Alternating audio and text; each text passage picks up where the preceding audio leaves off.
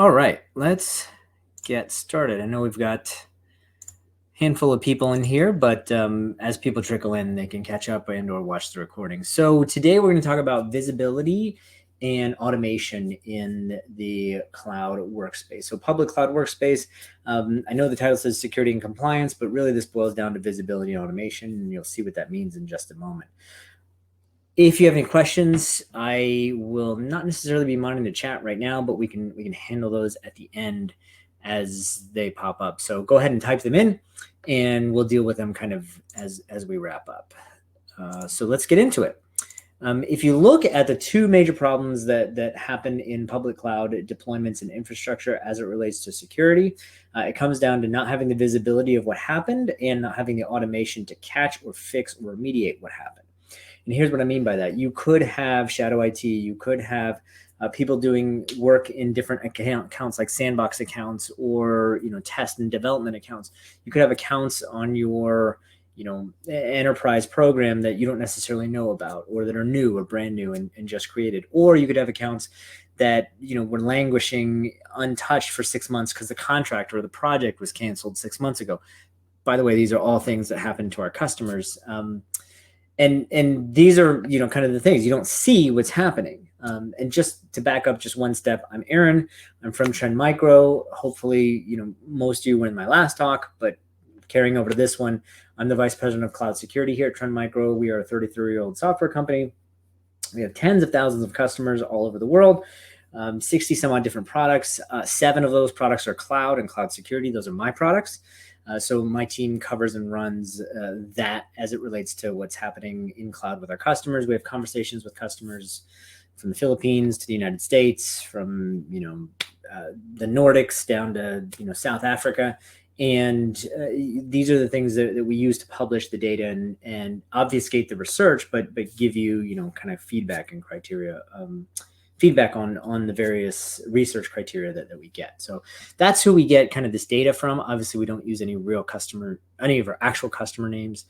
We do obfuscate that and kind of hierarchy it as we're doing things. So when I say it's a lack of visibility, and I say, we've had customers that sit and realize 6 months later that they've had a compute and storage resources being billed to them every month and they never looked at it, that's reality. And it's because they don't see, right? Procurement doesn't necessarily talk to IT every day. And if the procurement bill stays the same month over month, nobody thinks that anything's variant, and that's fine. But in reality, the IT project or the IT resource that was working in that cloud environment left the organization 6 months ago, and somebody was just paying the bill on it month after month. So lack of visibility could kind of go to lack of communication there, but we'll go lack of visibility.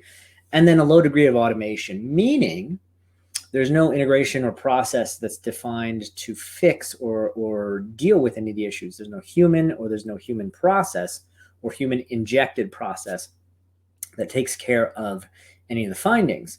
Here's a good example of some of our customers. We have chat ops enabled. We've got monitoring of their environment set up. We send a notification for something that's high or severe. That kicks off a Lambda function that then remediates the issue. So the customer looks, they see a chat instance that says, hey, we've got this severely high critical finding. The next instance says we've deployed the Lambda function that remediates that. Maybe they didn't encrypt an S3 bucket, right? A Lambda function kicks off and remediates the S3 bucket, encrypts it, sends a notification saying everything's done. SNS topic that does the conversation on the back end, all taken care of. Right? That's what I mean by automation. And you just get a notification so that the human being doesn't have to go through and do all those things because they're too busy. And you don't have enough human beings to do the jobs that need done. So those are the things that I talk about when I talk about the issues. So what ends up happening is you can deploy in the cloud or be secure, or work in the cloud or be secure. But what you want to get to is working in the cloud and being secure, right? You want to be and have your services and environment set up and deployed, and you want to secure it in a particular way. So let's look at some issues that were caused, and some of these admittedly are a little bit old, but these are issues that were caused due to the improper configuration of the environment. I'm not necessarily talking about a vulnerability or an exploit, but I'm talking about somebody that was setting up the cloud environment that didn't see into the cloud environment properly to configure it correctly and didn't have the scanning or automation in the environment to fix it, right? And so you'll see, some logos up here and you'll see some names, but the basics of these are, improperly setting up the environment in the first place. So not necessarily creating an environment with a flaw, but setting up in the environment and not checking a box when they should have checked a box. And so here in this example, something was publicly accessible from a compute standpoint, right? In this example, a database was configured and records were exposed for a long time, more than they should be. In this example, this was a account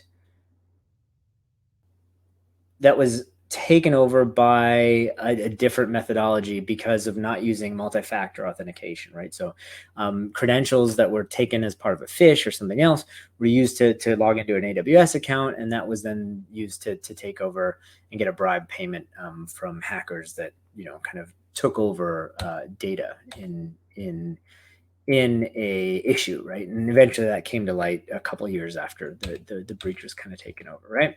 In this instance, this is non-encryption or improperly configuring storage, which results into exposed data, right? And so if you boil them kind of down into the things that you should care about, you kind of put them into 4 buckets, and some of these buckets have a little bit of overlap in here, so I'm kind of cheating, but when we talk to our customers, they say time and time again, we don't want to spend money. We don't want to spend more money than that's necessary on our cloud or our cloud environment. We're migrating to the cloud to save money. We don't want to own a data center or run it. We want to migrate to the cloud and kind of offset that cost, right?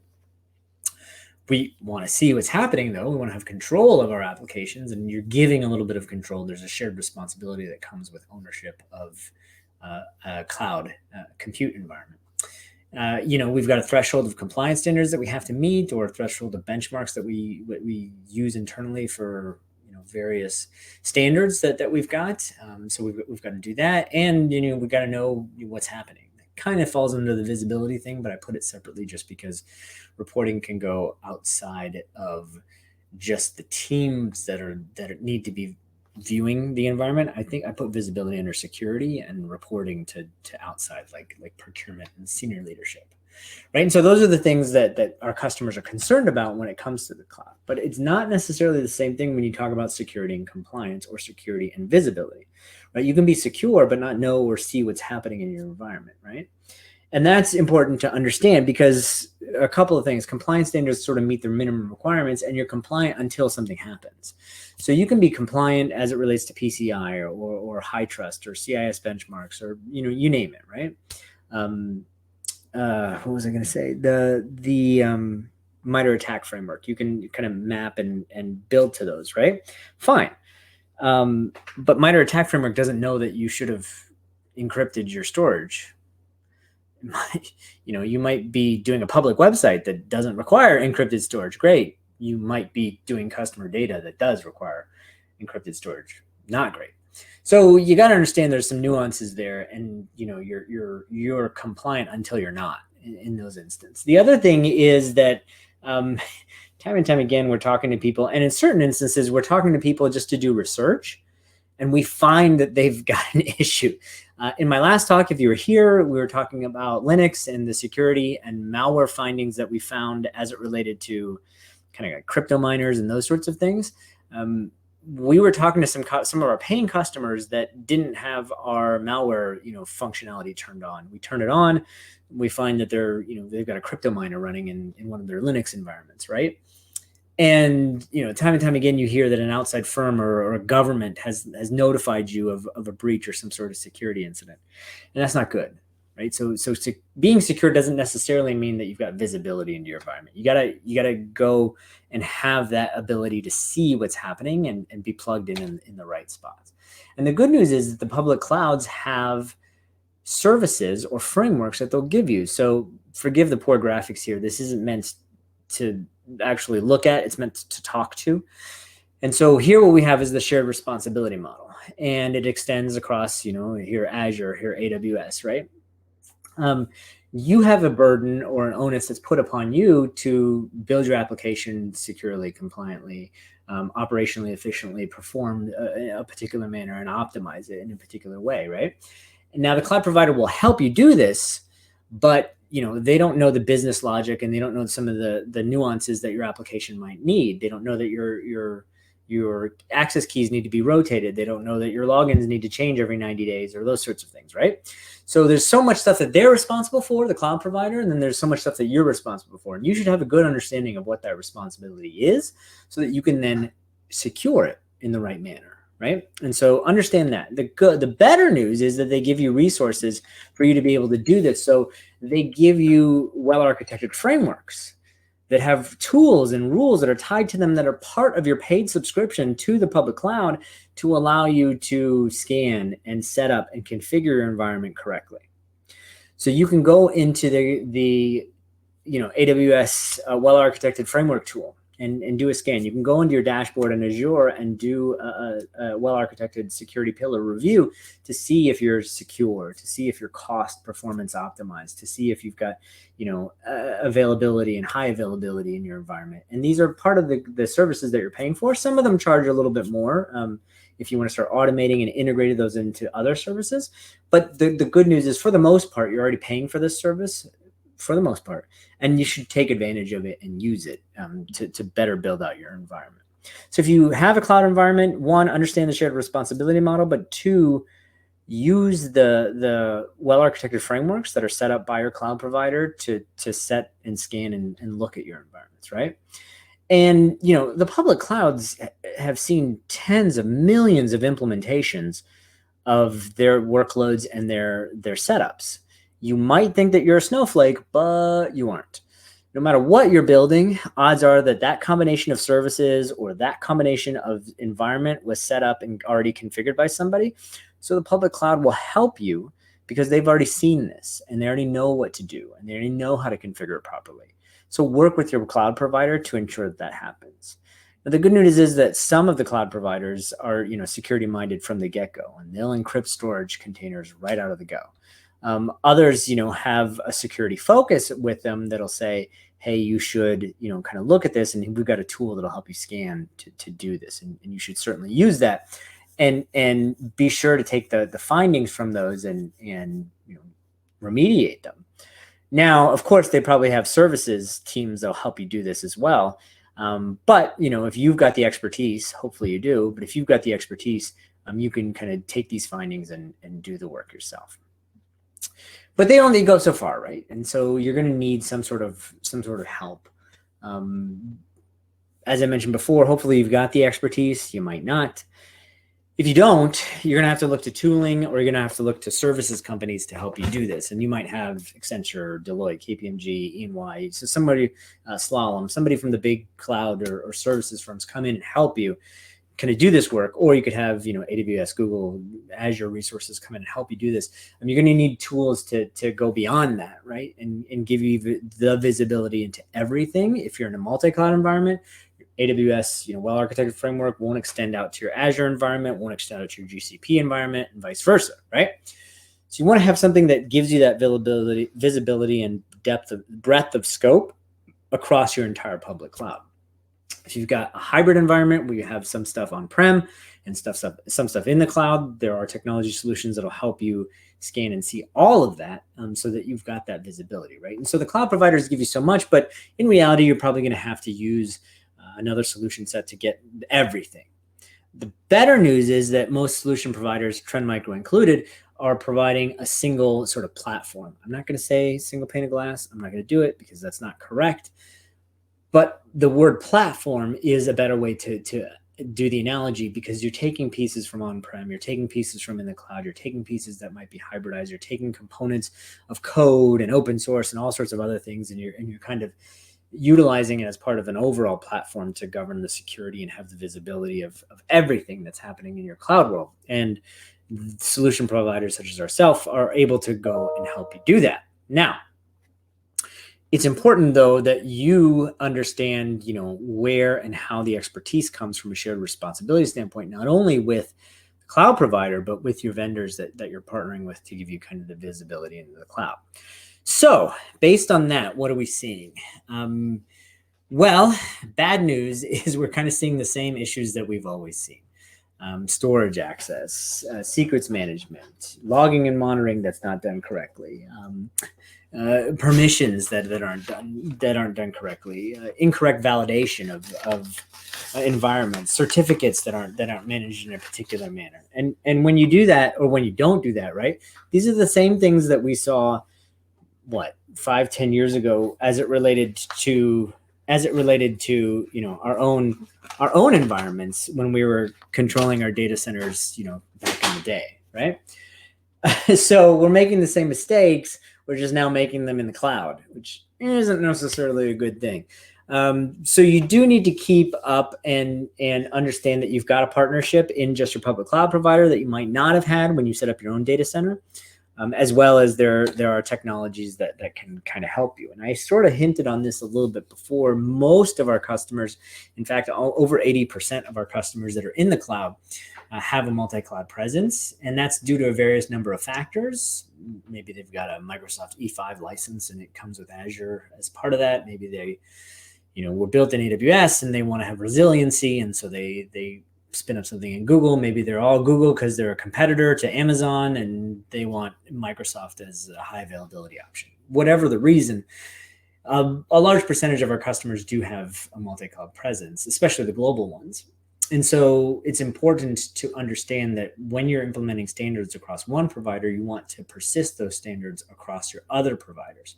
And that's something that is a challenge to do if you're not using a tool set that is able to help be configured in such a manner, right? So if you want to ensure that idle compute instances get shut down in Azure, you want to also make sure that idle compute instances get shut down in AWS too. And you might not have a solution that does that. You should. Or you might not have a process or a people. Somebody that's expertise in AWS won't be able to do it in Azure. You need to sort of build up to that, right? And if you talk to the major organizations that talk about cloud in the future, 451, Forrester, Gartner, they say that configurations and security failures in the clouds are just going to be the customer's fault, and that makes sense just because there's millions and millions of cloud environments that are and have been set up, and the cloud providers know what they're doing. They configure things a particular way in a particular manner time and time again, and the rest of the burden is on you. So it's important to understand that shared responsibility piece, right? So you can have issues all the way along your sort of construction factory of your manufacturing of your code, right? It can start with the materials that are brought in, and actually President Biden signed, if you're North American based or American based rather, President Biden signed in May an act saying that you had to know what components were being used from a software perspective in your software development. So if you're using open source, if you're using third parties, if you're using contractors or consultants, you want to ensure that you know what they're doing. And they can introduce all sorts of issues all along the way, right? And so what you want to do is get to a point where you are on top of this, right? You have that visibility. And so you've got infrastructure as a code, kind of taken care of. You've got container image stuff taken care of. You've got storage that's locked down in a particular way. You've got access keys that are rotated based on best practices and best policies. And doing so, right, allows you to then have that visibility and allows you to automate certain pieces of that DevOps process in that project construction sort of workflow analogy, right? So as your manufacturing of your code is done, you get that visibility and you get that automation that comes as part of that once you have a much more mature process that has platform-based tool sets that are able to do this, as well as public cloud services and components that are designed to do this for you, right? And so what you want to do is integrate all that, right? So whether or not you've got pulls or pushes or deployments or continuous integration or various forms of actions that are meant to be part of the way that you build your pipeline, you have that visibility and the security layered in. Great way to do this is software-defined infrastructure or infrastructure as code via CloudFormation templates, Ansible templates, Terraform templates, whatever you're using. Have some sort of secure and compliant code framework that you're using to do that, as well as having secure containers that have certificate and signed images that are version controlled and that are patched and up to date, so that you're deploying and utilizing that framework, I guess, that you're hanging your code off of in a much more secure way. Obviously, there are various regulatory standards that you have to meet, but remember, these are baseline minimum sort of things that you want to get to. And having and being able to map to GDPR or CIS benchmarks or NIST is a great thing. It's a great place to start, and then sort of build up and build off of your thing. The automation piece should be tied into whatever your developers are used to using. So if they're using Jira tickets or PagerDuty or Snow, great. Automate the tickets and the findings that you have into their environment based off of those services. Don't create a separate queue. Don't create an email workflow. Don't create something else. If the developers are used to fixing their code with Snow tickets, send them a Snow ticket. If they're used to fixing it with a Jira ticket, send them a Jira ticket. Integrate into the existing workflow that your developers use and identify those security and compliance issues as bugs, not security and compliance, and you'll get them to think in a particular manner, and you'll get the developers to work in a way that they're used to working, and you get your security and compliance needs taken care of. So it's a win-win. It's important to also understand that this is kind of managing risk.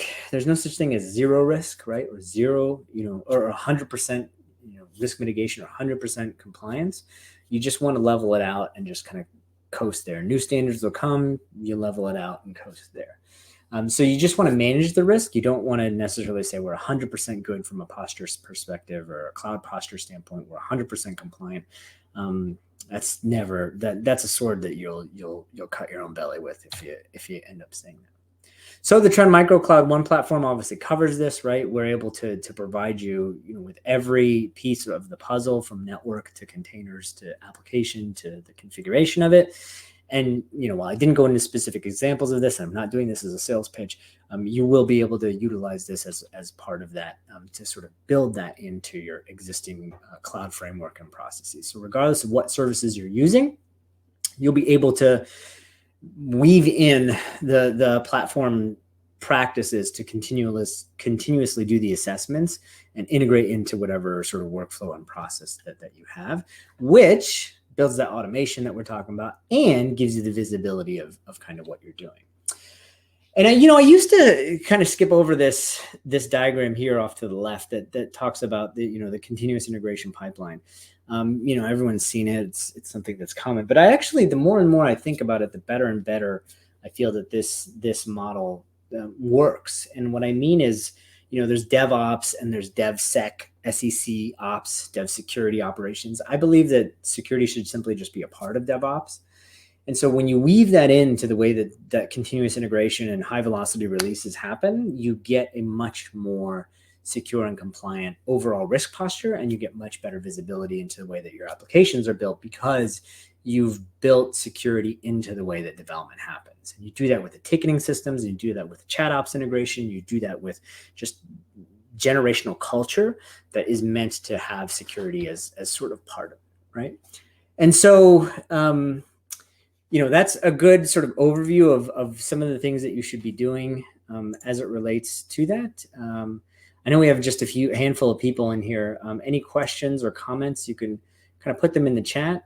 Otherwise, thank you all for your time. I know it's a Friday afternoon, and depending on what time zone you're in, Raleigh obviously is in the Eastern time zone. It's pretty late, but thank you very much, and take care, everyone.